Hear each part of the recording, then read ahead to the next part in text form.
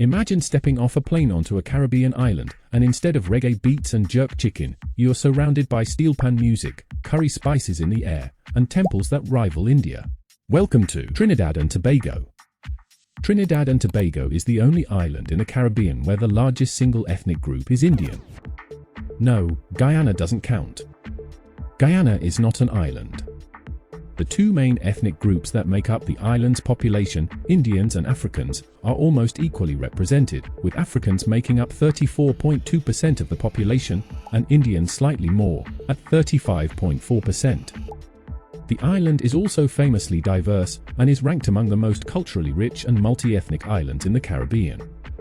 You can see this diversity in everything from the food to the festivals, the architecture, even the accent.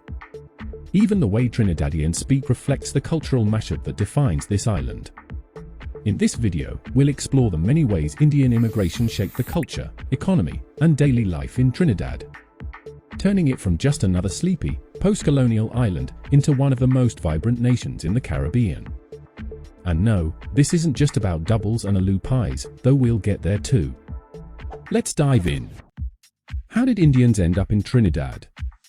After slavery was abolished in 1834, plantation owners across the Caribbean had a big problem: no workers. The formerly enslaved Africans, understandably, refused to return to the fields. Indigenous populations had been almost wiped out. And potential replacements? Too far away, unwilling to work for low pay, or just not built for that tropical heat. Enter India. Back home, many Indians were desperate. Crushing poverty, food shortages, unfair taxes, and failing economies made the offer of indentured labor in a distant land seem like a chance at a better life. So on May 30, 1845, a ship called the Fatel Razack docked in Trinidad. On board were 225 Indian adults, contracted to work on the sugar plantations. Over time, their reputation as hard-working, heat-tolerant labourers grew, and the importation of Indian labourers increased dramatically. Eventually, over 144,000 Indians were brought to Trinidad under the indentureship system. Unlike African slaves, Indian labourers were indentured, which meant they retained more of their cultural practices. And that, it turns out, was one of the best things to ever happen to Trinidad. Food, more than just doubles. Let's start with the obvious: food. Search Trinidad on YouTube, and you might think it's a giant roti shop floating in the Caribbean. There are so many videos about doubles, foolery, sahina, and aloo pies that it's easy to forget this is an entire country. But the hype is real. Indian food and spices fused with Caribbean ingredients to create a culinary superpower. Trinidadian food isn't just good, it's legendary. Some say there are more roti shops in Trinidad than in India. That might be an exaggeration, but it highlights just how deeply Indian food is embedded in Trinidadian life. And the variations are wild, like beef roti, which might confuse a devout Hindu, but is one of the island's favorites. India is the world's spice capital, producing over 70% of global spices. They even introduced chili peppers to the world. Yes, peppers originated in India. Indian immigrants brought this spicy legacy to Trinidad, and the island embraced it fully. In fact, Trinidad has surpassed India in some ways, even ranking in the top 10 hottest peppers in the world, and once holding the #1 spot. But Indo-Trinidadian contributions go far beyond food. Festivals, a year of color and celebration. If you think Trinidad only comes alive during Carnival, think again. Sure, Carnival is huge, it's the birthplace of modern Carnival. But Trinidad has over 18 public holidays and countless celebrations that reflect its multi-ethnic culture. Thanks to its large Indian population, Trinidad celebrates Diwali, the Festival of Lights; Phagwa, Holi, the Festival of Colors; Indian Arrival Day, commemorating the arrival of the Fatel Razack. Diwali in Trinidad is on another level.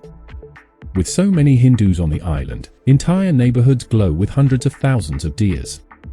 If you arrived during Diwali, you might think your plane landed in Mumbai by mistake.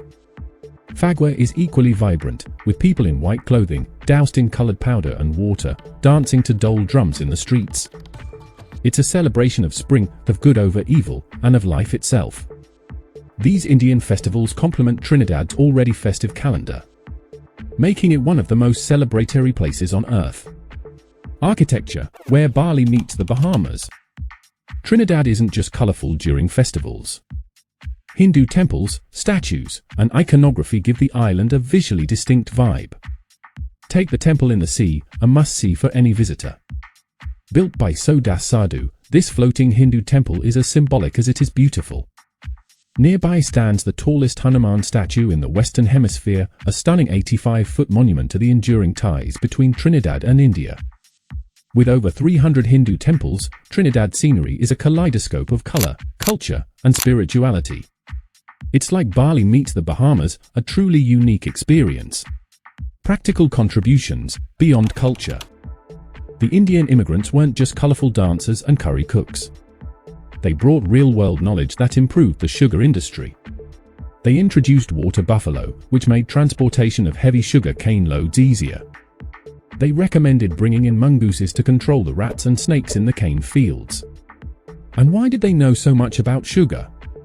Because India invented the sugar industry, from growing cane to refining sugar.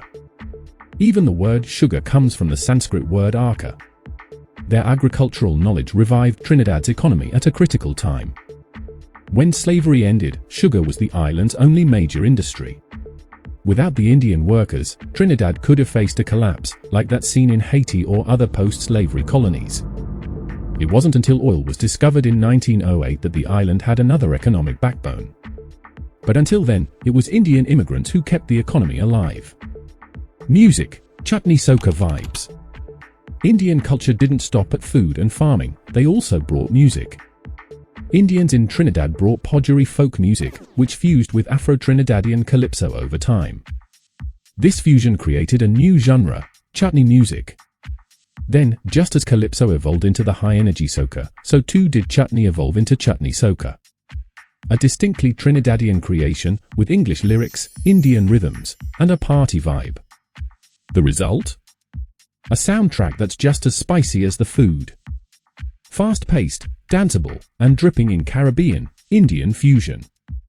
Trinidad even has its own chutney soca monarch competition, because of course it does. Conclusion.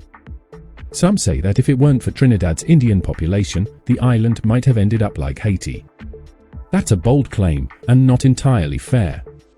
Haiti's situation is rooted in colonial injustice, reparations, and foreign interference. But it's undeniable that Indian immigrants made a massive positive impact on Trinidad's culture, economy, and society. They didn't just survive, they thrived. And helped shape Trinidad into one of the most dynamic islands in the Caribbean. But what do you think? Do you agree that Indian immigrants helped save Trinidad? Or do you think this is just one part of a much larger picture? Let us know in the comments, and don't forget to like, subscribe, and share this video with someone who loves Caribbean culture.